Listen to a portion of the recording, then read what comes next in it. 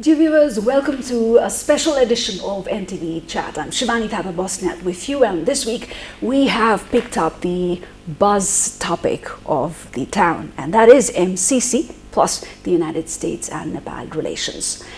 Dear viewers, the MCC Compact Agreement was signed in the year 2017 and it is still awaiting ratification from Nepal Parliament. The prolonging wait was, or as you all know, creating quite a hullabaloo in the Nepali sphere. And with the wait prolonging, a high-level visit from the United States side, from MCC in fact, was held this week. The Vice President of the MCC Compact Operations, Fatema Sumar, is in town and doing several political parleys. While she approaches near to wrapping up her visit today, we caught up this opportunity and had her here come over to Nepal Television studio to discuss or delve over the entire episode of this visit to Kathmandu, as well as Nepal-US relationship. We are more than pleased to have you here in the studios of Nepal Television, Ms. Sumar. Shivani, it's such a privilege to be here. It's such a privilege to be here with you, to be in this historic studio. Thank you so much for having me on. Right, Kathmandu indeed has kept you quite busy, right? So how have the exercise or efforts of the last 3 days reaped? Yeah, well, first let me just say, it's such a privilege to be back here in Kathmandu, in Nepal. It has a very special place in my heart. It has a very special place. The relationship between Nepal and the United States has such a special place in our two countries' history. As you know, this is a history that goes back more than 70 years. And it is not just a relationship between our governments, but really it's so special because it's a relationship between our people. As you know, I always think about, I'm a student of history, going all the way back when the United States started thinking post-World War II about what does economic development for the world really look like? And remember, back then, 60 to 80% of the world lived in extreme poverty back then, just 70 years ago. The United States came up with the 0.4 program in 1951. Nepal was one of the first countries chosen under that scheme, for economic development and for assistance, to really give economic and other opportunities here to the people of Nepal. And so it is just so special that you and I are sitting here 70 plus years later, exactly 70 years later from 1951 in the 0.4 program, to continue to see how we can still support, champion, and really be there for the people of Nepal. And on behalf of the United States of America, on behalf of all of my colleagues in Washington, I just want to say a huge thank you to the people of Nepal for such a special visit, and it's been great to be back. Right, and I'm sure this feeling is equally reciprocated by the people here in Nepal as well, as it's MCC that brings you here in Nepal, right? Let's move our conversation now to that particular issue. As you said, the relations between Nepal and the United States is long and deep. And then it's extending deeper into the people-to-people level.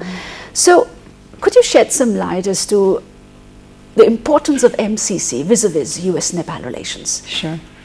So when MCC was created back in 2004 as an independent US government agency, the idea was, how can we think about economic development in innovative ways where partner countries are in the driver's seat, where they get to own their own development agenda with support from the United States.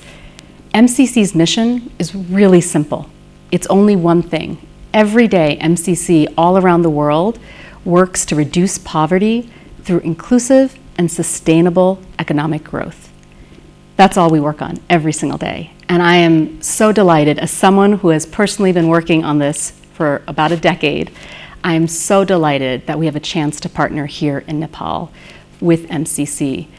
We were so pleased when about a decade ago, when Nepal qualified with some of the highest scores around democracy and political rights and became eligible for MCC assistance because of the dramatic improvements that this country made around good governance, economic freedoms, democracy.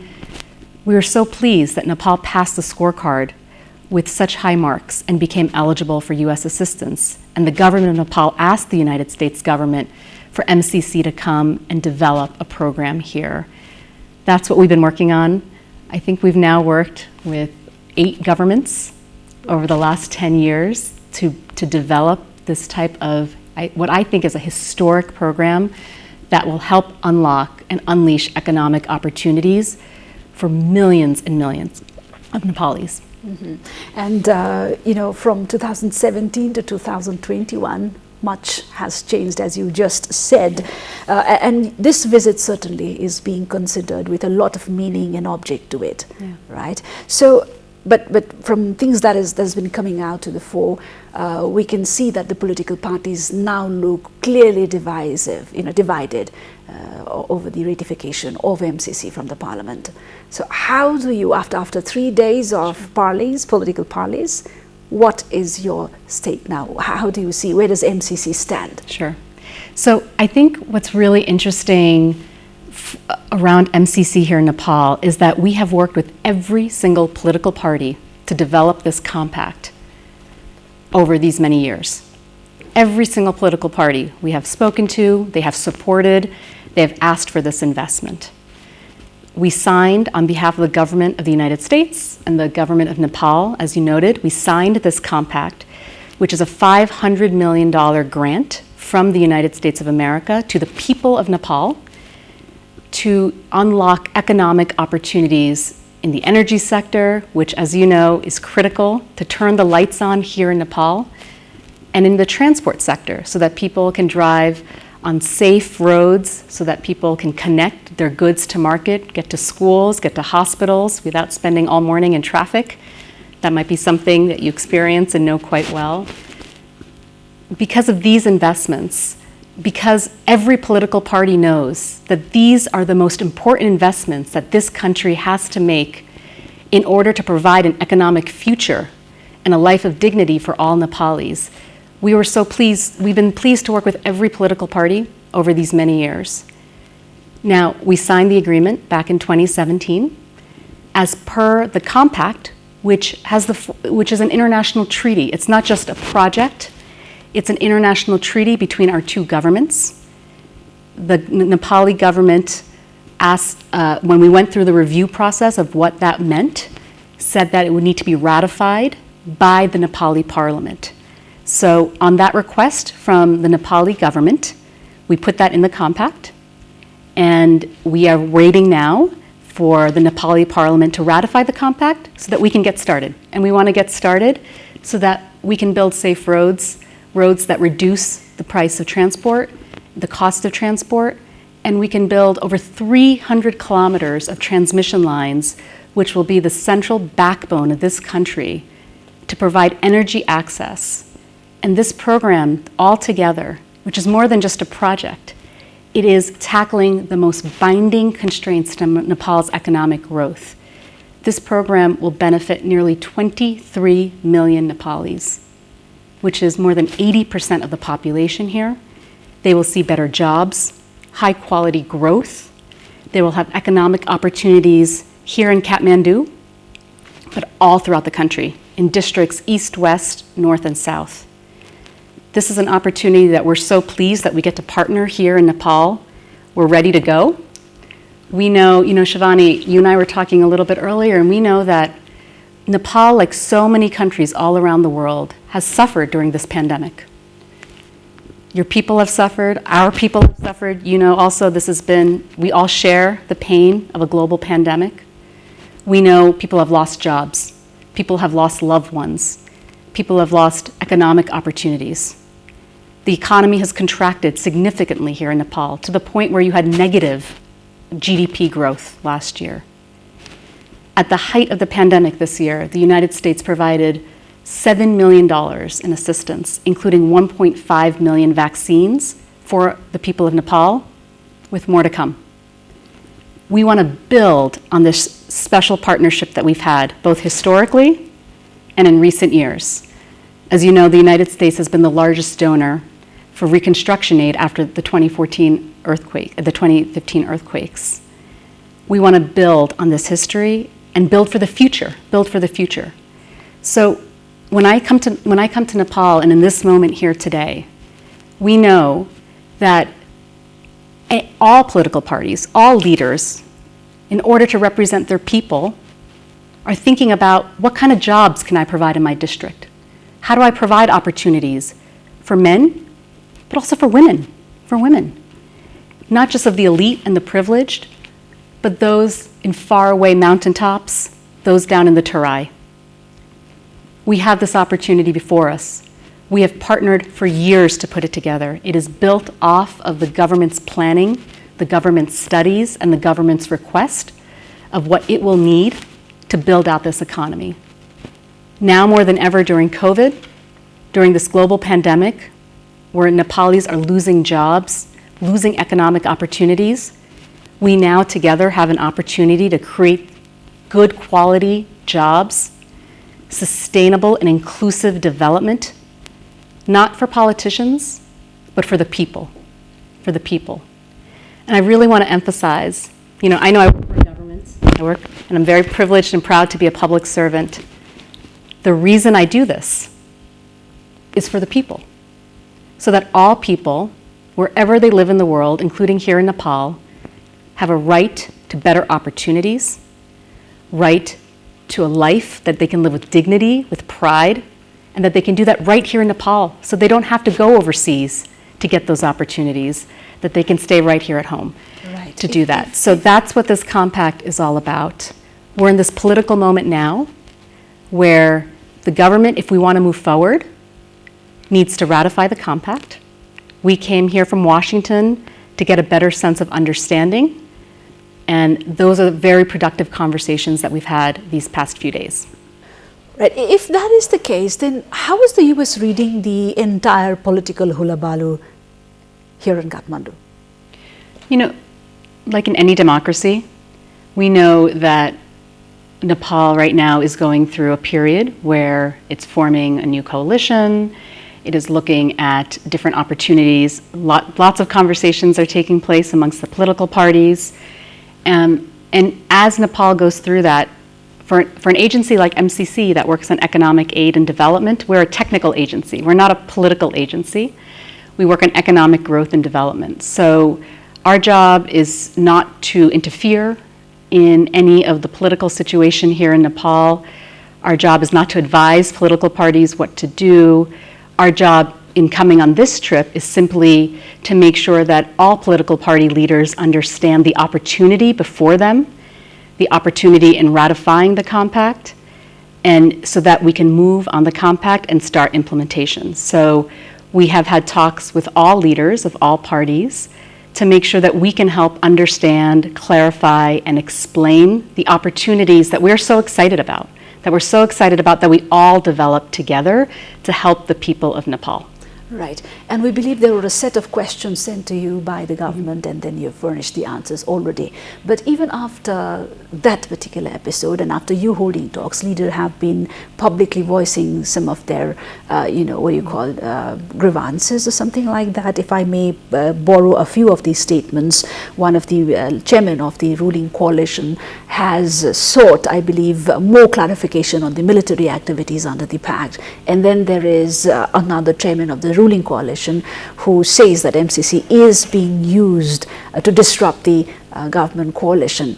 Now this is coming after you've met them.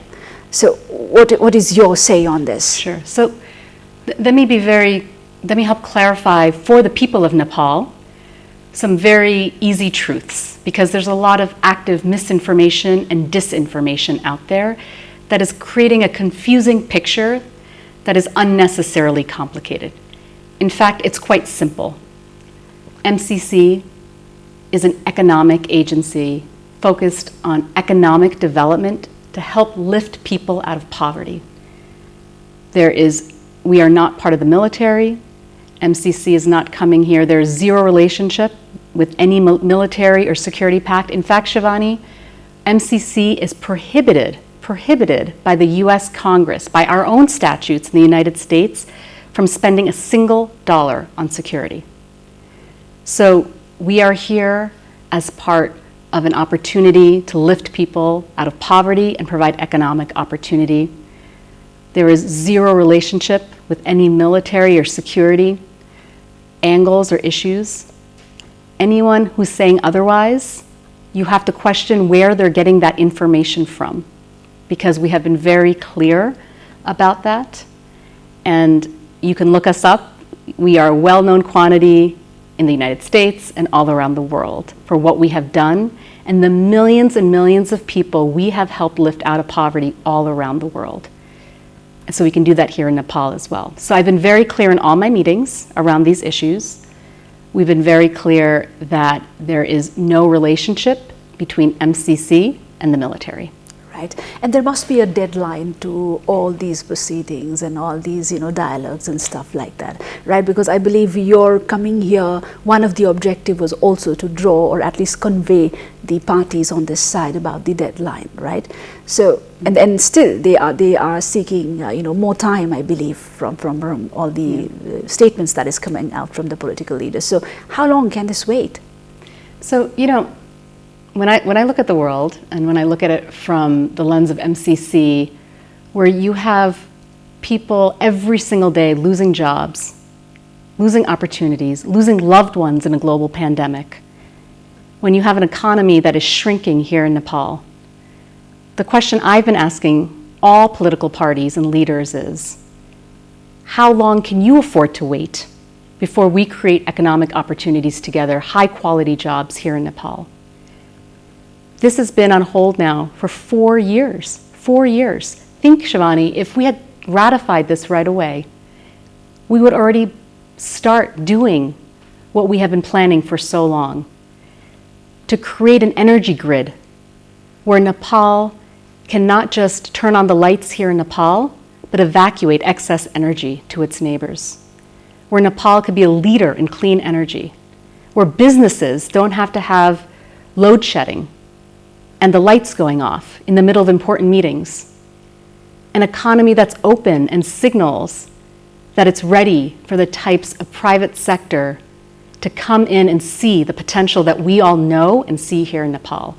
So when we think about timelines and deadlines, we are eager from MCC to move now, to move as fast as possible, because every day that we wait, every week that we wait, every month and year that we wait and have been waiting, we're not able to provide the necessary assistance that the people of Nepal deserve, that they're waiting for. And that's who this is for at the end of the day.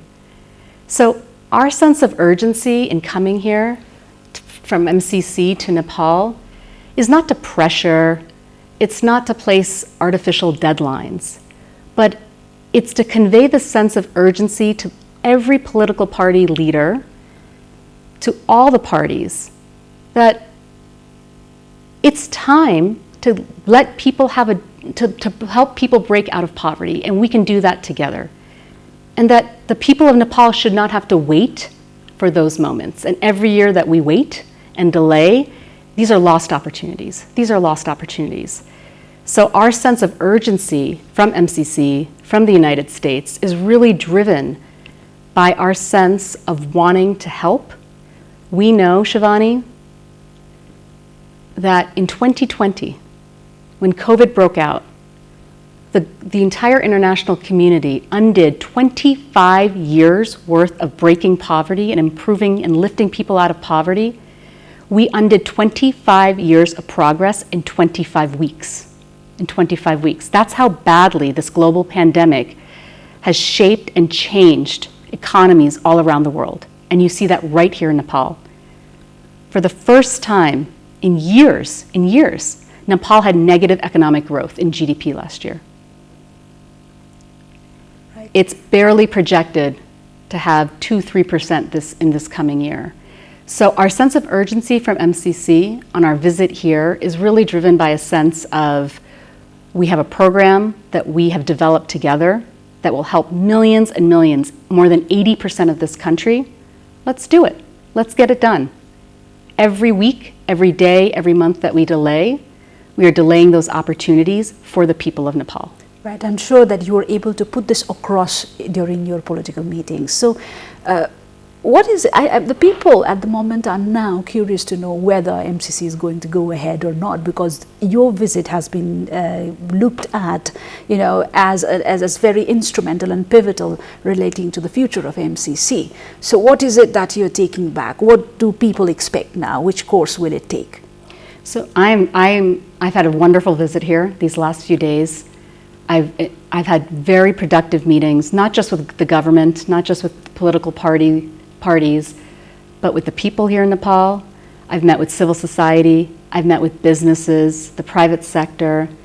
I've met with so many people who understand and see the potential of this program. I'm leaving very optimistic and very hopeful that the Nepali people will pursue this program because they see its potential. And so I leave very optimistic and hopeful that we can move forward on next steps as quickly as possible. Mm-hmm. And if you could take this opportunity and share with us the success stories of various other MCCs with other countries. Sure. So MCC has worked in close to 30 partner countries in our history, billions and billions of dollars around the world in areas such as clean water, energy and power sectors, agriculture, irrigation. We just entered into force and started the 5-year implementation, for instance, just this past week in Senegal, on a $550 million power compact that will help turn on the lights in Senegal. We just completed a massive infrastructure project in Liberia. When we started in Liberia, 2% of the people had access to power. And we went in with the Liberian government and rehabilitated the Mount Coffee hydropower plant and now up to 12% of the population now has access. And this is a population that, like Nepal, came out of conflict and war, where all the infrastructure was completely destroyed and torn down. And so in 5 years, we connected so many people through the power sector to opportunities they would not have had otherwise. We are working on the power sector in so many places around the world in transport. We have built roads in places like Mongolia, in the Philippines. We're working in Indonesia. We're working to develop new programs in places like Mozambique and all around the world. And so MCC is really proud of the impact we've had. We are a learning agency. We're some of the best technical infrastructure experts in the world, to the highest quality standards. And I want to say something about standards. One of the things I'm so proud of to work for MCC is I work for an agency that is transparent, that holds to the highest international standards, anti-corruption, good governance, accountability. And when we think about the word accountability and what that means, MCC's model only works when the host country, when our partner country holds us accountable. And the people of the country hold the governments, both governments, accountable. And so we have that here in Nepal. It is something that can transform what economic development at quality standards looks like. And it will have an impact far beyond the power and transport sectors and leave a legacy in Nepal that millions will be so proud of. Right. Could you shed a little light on the Sri Lanka episode of your experience? You were working there to develop a compact with the government, and then which were untimely discontinued. So why did this happen? Sure. MCC's model only works when we have buy-in and a true partnership with our partner country. That's the only way the model works. If the partner country is not really interested in the program, if it's not something that it wants to pursue in its own national interests, then we are okay to work elsewhere. We spent a few years designing the Sri Lanka program. It was never signed, so it's very different than Nepal. The program was never signed. Our governments were not committed on either side. We had not officially moved it to signature and signing. When the situation changed politically in Sri Lanka, and we knew and we got signals that the government there had a different set of interests, The MCC Board of Directors, which is chaired by the U.S. Secretary of State, voted in December 2020 to take those funds and program it in other countries that do want the assistance, that do want to fight poverty through inclusive and sustainable economic growth. And so we are happy to work anywhere in the world that qualifies for our assistance in true partnership with those countries. Right. Coming to Nepal, again I say 2017 and it's 2021 now, a lot of global dynamics have changed, even the regional dynamics have changed. So do you somewhere, or how is the US seeing it, has geopolitics and the internal domestic politics of Nepal affected MCC or vice versa? So, I think the future of MCC in Nepal is not for me to say, and it's not for the United States to say. We have put the offer out there. We are optimistic and hopeful that the people of Nepal will want this type of investment in their own future.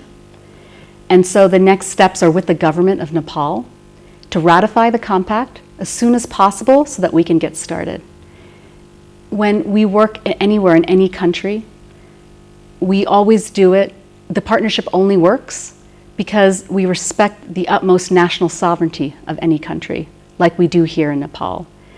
And so that's what I'm really hopeful about, is that the people of Nepal will see over and understand the benefits of this compact to their own lives, not just politicians' lives, but to their lives, and how it can really help them lift out and see a brighter economic future. So does that mean it is not motivated as a countermeasure to BRI in the region? MCC was designed years before BRI was even a conversation. It has nothing to do with BRI. MCC has nothing to do with any of these debates that I think have been propagated in different ways here in the media. So let me categorically state for the record so that the people of Nepal understand, MCC is not a counter to BRI. MCC was designed in partnership with the government of Nepal to lift people out of poverty at the government's request, And we started this conversation years and years ago, before BRI was even a discussion. The other thing that it's important for the people here to know is that when you partner with MCC, it does not preclude you from partnering with anybody else. We don't say, well, if you work with us, you can't work with this government or this donor. It is up for the people and the government of Nepal to decide who it wants to work with. We are offering our assistance through this package. And how are you observing or reading the public protest at various places, even as we talk here? Yeah. So look, I know, I've seen the social media, I've seen the media accounts, and I know there's this impression that there's all these mass protests. And there's two things I want to say about that. First, in any democracy, including my own, protests are a healthy sign to express ways of opinions when done peacefully, safely, and respectfully. The right to protest peacefully and safely is actually a hallmark of democracy. The people should have their views. We pride ourselves in the United States for being able to also have our own voice and views, and for citizens to be able to express that safely and peacefully. That is a hallmark of democracy. So when I see that doesn't concern me at all. What I'm also uplifted by here in Nepal is that for all the stories that have been out there around that and the opposition, supposed opposition, there's been so many people and parties and organizations and civic leaders that have reached out to express support. So many people in Nepal want this economic opportunity. They know what it can do for the economy, for their communities, for their villages. I've been so heartened, Shivani, when I've been here the last few days, how many people have reached out to express their support. They see the potential. They know the future is right within the grasp if we can move politically and get this done. All right, and as we approach towards the end of this conversation, one very, very important public concern, that is, what happens if the Parliament rejects the ratification of MCC? Will US-Nepal relations hit a rock bottom then? the relationship between the United States and Nepal is so special for so many reasons. It's special because it has been historic. It has gone on for more than 70 years. We've built these bonds. It's special because it's not just government to government, but people to people. And it's special because we have endured through thick and thin. Through the ups and downs of history, the United States has stood with the people of Nepal. The United States will always stand with the people of Nepal. MCC is one part of our relationship. If that's what the government would like to do, we are here to support and to do our part. If the government moves in a different direction, or if Parliament moves in a different direction, we still know we have one of the strongest bilateral relationships that we are so proud of. This is such a special relationship. The United States will always stand here with the people of Nepal. Well, thank you, Ms. Sumar, for coming over and sharing your very, very valuable thoughts. It was a pleasure having you here. Shivani, thank you for everything. I really appreciate being here. All right, thank you one more time. And that's it from this week's NTV Chat, dear viewers. Until next time, goodbye and namaste.